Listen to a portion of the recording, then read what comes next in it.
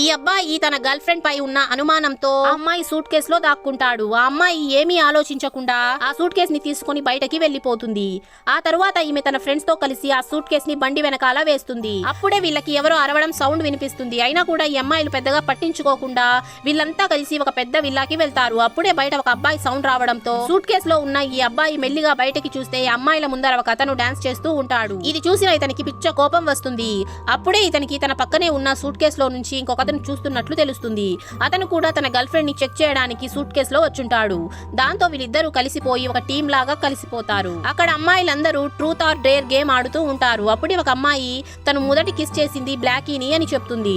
ఇది విన్న suit case లో ఉన్న అబ్బాయి పిచ్చ కోపంతో బయటకి వచ్చి ఈ బ్లాకీ ఎవరు అని అడిగితే దానికి ఆమె నా కుక్క పిల్ల అని అంటుంది. ఇది విన్న ఇతను షాక్ అయిపోతాడు.